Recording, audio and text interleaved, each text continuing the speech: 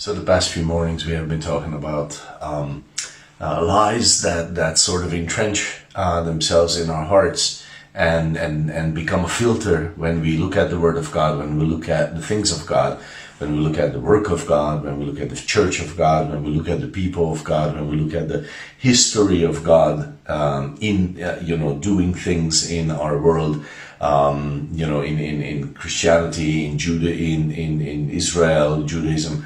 And before the law with Abraham and with all those people, and these lies then become a filter, and they make the things of God too small to actually mean anything in life. And it's important to talk about this because it easily happens to us. These things easily entrench themselves in us and become a way of interpreting the world.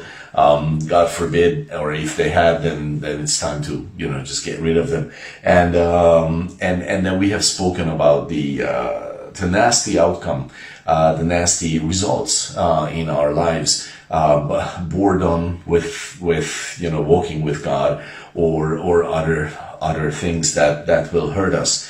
And what then is the solution? In a way, we could say, what then is the solution? And I think the solution is it goes to simplicity, I think, is the word. And is that simple, really? Simplicity about it, just trusting the Word of God, just trusting God and walking in faith. No wonder that God delights in your faith in Hebrews 11:6.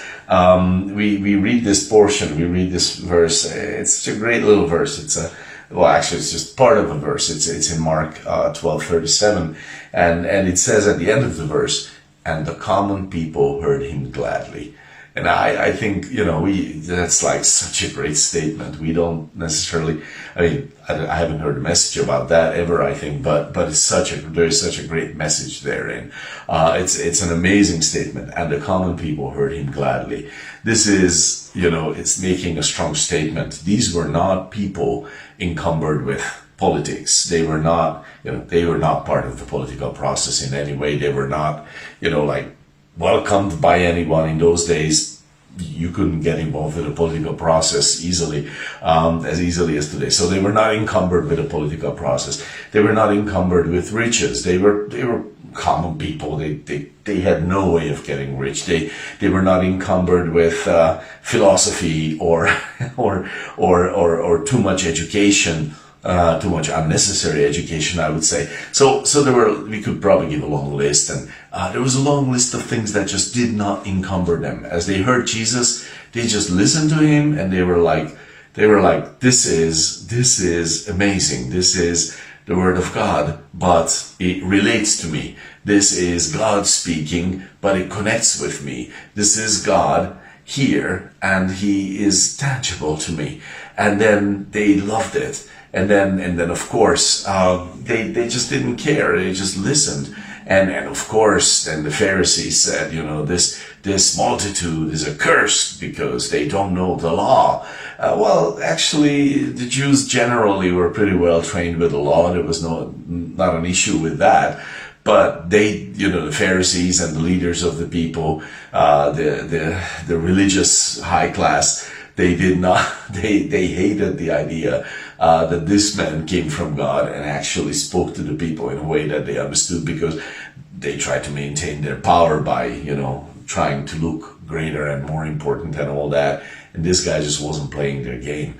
And that's how they saw Jesus. And Jesus was talking to the people, and the common people heard him gladly. And I just want to encourage you, if all these magic words, that lies that I've been talking about, that make the truth of the Word of God, the power of the Word of God, the reality of the presence of God just evaporate in a puff of smoke. If this is kind of scary because maybe you find something is in your heart, well, then deal with it. How do you deal with it? Well, the answer is simplicity. Just take the Word of God. Don't let yourself be encumbered with any of the many things that I listed and the more that I could have listed.